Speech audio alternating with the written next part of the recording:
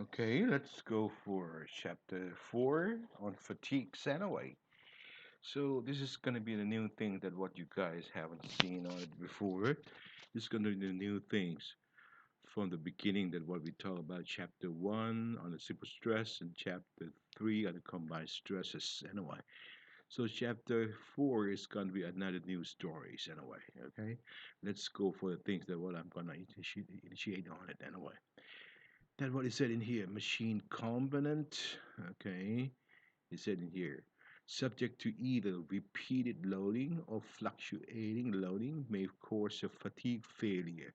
Even the induced stress in that corresponding member lower than the used strengths of the member matches. What does it mean here? It mean, okay, if we just the load is changed with time, repeated loading or fluctuating loading, this means the load or the external loading is not constant anymore. It changes with time. So therefore, it's going to induce the stress inside the member or the stress is going to be fluctuated. It changes with time, of course. So therefore, it's repeated all over and over again. So therefore, the stress is repeated. So therefore, the stress is still less than the use strength of the member or sigma y is due got some failure. So therefore, this is going to be the new things that what the theory that was behind it, we cannot use this anymore. So therefore, it's said in here, okay, since the stress in the members, okay, due to the repeat or fluctuating loading is induced and repeat in many durations of time or cycle. Okay, you guys understand about the cycles already, right? The fatigue failure appears in the members. So what does it mean by cycle? Cycle is mean, okay, in machines component or some kind of machine, things like that. Okay, it's gonna be repeated in a cycle, things like that. For instance, like a reciprocating machine, it's gonna work like okay from 0 degree and then turn it up to be 100 degree, 180 degree, and then just come back to zero again. Things like that for land revolution, things like that. Okay, he said it repeat in so many cycle of time. It's gonna cause failures in the member. So he said in here, okay, for example, okay, a loading of shaft subject to bending loading, fatigue fracture begin with a minute.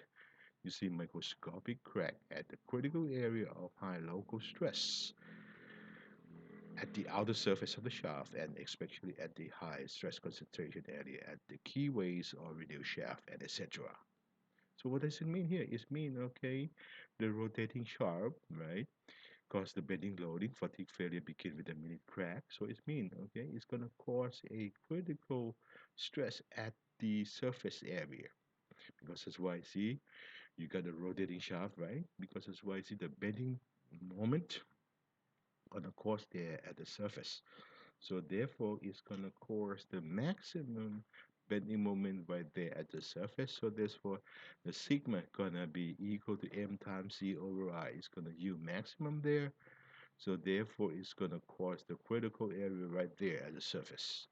So therefore, it's gonna cause, of course, the high stress, high likely damage at the surface. And then it said here the high stress concentration area at the keyways or reducer. This is going to be the thing, the highlight things that what I would like you guys to highlight it. The high stress concentration.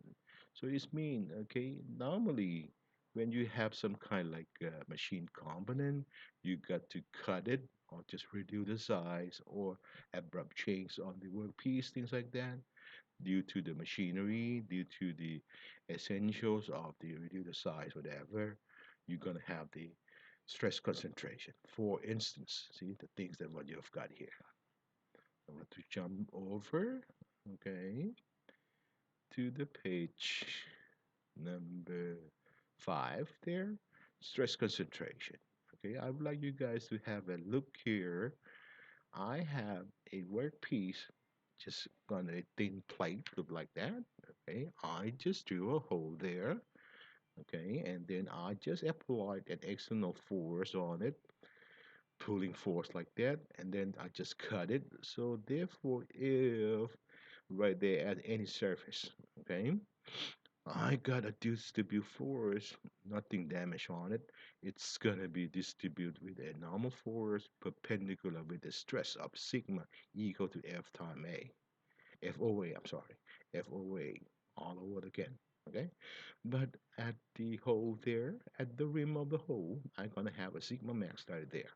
Because it's like gonna be abrupt change at the rim of the hole, and then it's gonna be change decreasing all the way and down low, and then it's gonna be down low at the constant of sigma zero, or sigma zero is equal to F over A, of course.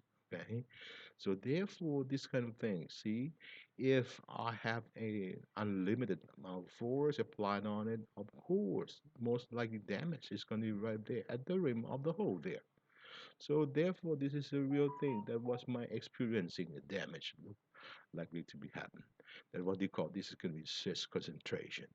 So in conclusion, we're going to have a most likely damage or the high stress concentration at the rim of the hole. That what I might say that is going to happen there is the abrupt change of the areas anyway. So therefore, in experimentally, we're gonna have a sigma max experiencing there. We're gonna have a case of t gonna be an index that tell you about the sigma max equal to k sub t equal to sigma max over sigma zero. Okay, sigma zero is going to be equal to f over a, of course. Okay, so this have been done experimentally. That's k sub t there. Okay, so therefore, this kind of sense, anyway, we can make experimentally and plot out the graph, look like that, okay, for experimentally. Okay, many expert on machine design, they have it done experimentally. This kind of thing show on the graph there. We have a k sub t on the axis of y, and the axis of x is going to d, diameter of a hole, and the width there, d over w there. You have a k sub t also there. So F is going to be indeed normal force applied on it, the tensile force.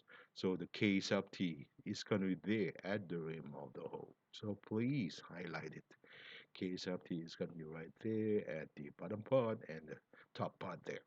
Okay, so K sub T is going to be the most likely damage or most likely critical area of the damage or the critical area, the most likely happen of the stress concentration area.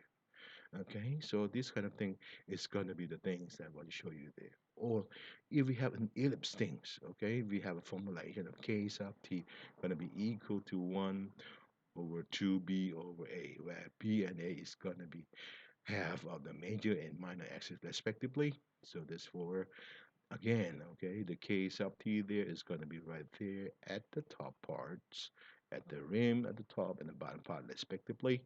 So therefore, this one we have done, okay, and then I collect all the things up for you guys already.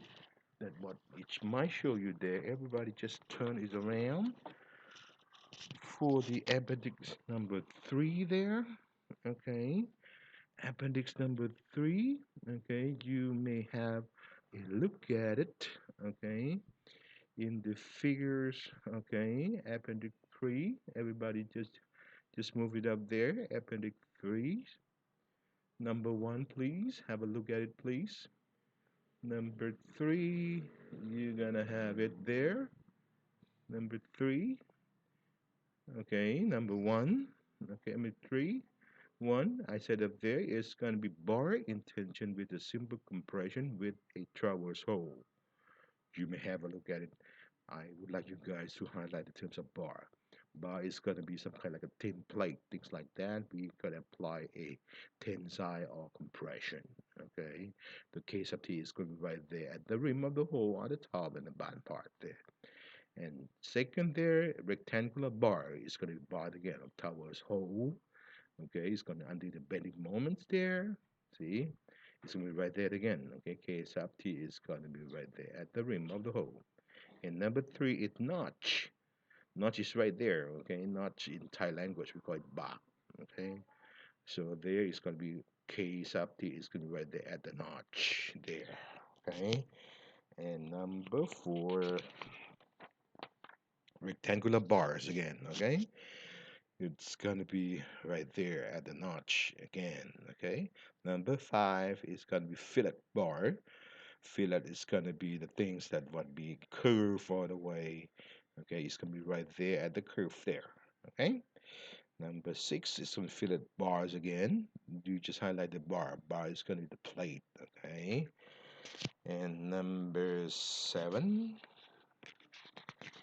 is gonna be round shaft. Okay, highlight the shaft, please. With shoulder, shoulder is gonna be some kind like okay, in Thai language, shoulder is going to be kling tok ba. Okay, that's what we just study on the workshops already. Okay, shoulder is going to be reduce the size. Okay, bring it round all the way, curve all the way. So we call it shoulder fillet. Okay, so number seven is shaft. Okay, both sides of shaft. And number eight is shoulder fillet again. Is it under the torque? And then number nine is going to be shouldered again with the round shaft with under the bending. Number 10 is a shaft again, okay, with the traverse hole right there. Number 11 is gonna be under the bending. Number 12 is gonna be some kind like plate under the hole with a hole in there. Okay, number 13 is gonna be the groove, a round bar. Okay, okay, the groove round bar is gonna be some kind like okay, groove is gonna be kung tok long. Okay, you guys just mean. See, we just do this kind of thing for the groove because it's why we're gonna apply the O-ring just on the groove. Okay, if you just see on the workshops already, see, we just do some kind of like a bar, things like that. Okay, we just do a groove on, and we apply the O-ring on it. Okay, and the 13 is a groove under the tension, the groove again with the round bar. Number 13, 14, and 15 is gonna be either shaft or the bar, whatever we want to. Okay, we can apply it on it too. Okay, and then number 16 is gonna be round band again with the traverse hole. Number 17 with round band or tube. We have a hollow shaft inside. Okay, we can use this kind of table for the stress concentration factor K sub T respectively. You guys may see the things that what I just written down there, KT and KT sub S. KT and KT sub S is the same. Okay, I put KT sub S because it's why I would like to emphasize that it's gonna be under the shearing stress. For instance, see, under the shearing stress is mean. Okay, like 15. Okay, number 15, the graph number 15 there, because it's why the graph there is going to KT sub S respectively, because it's why this kind of thing is under the torque, so therefore the KT there is going to be KT sub S respectively. Okay, so the KT and KT sub S is going to be the same thing, is under the loading condition, whatever we want to. Okay, so therefore in conclusion, we just know together already we have the load change with time and we have the stress concentration factor. We got two things there. So let's get back there. Okay.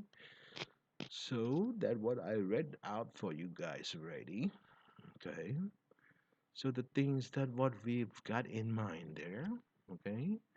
So therefore I got those kind of things. See, this gonna be the load change with time, and then we have the stress concentration factor.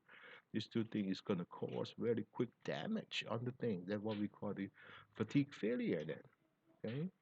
So what we gonna do then? So if just like this, we're gonna have another one rather than the sigma y to be a judgment, to be a hinge for the design then. Okay. The new things that what we got to keep in mind is gonna be another story than what we're gonna set forth for the things that what we're gonna go for is gonna be the SN diagram. Okay, so we stop for a while. We're gonna go next for the SN diagram. What we're gonna be able to find it. Okay, we're gonna stop for a while.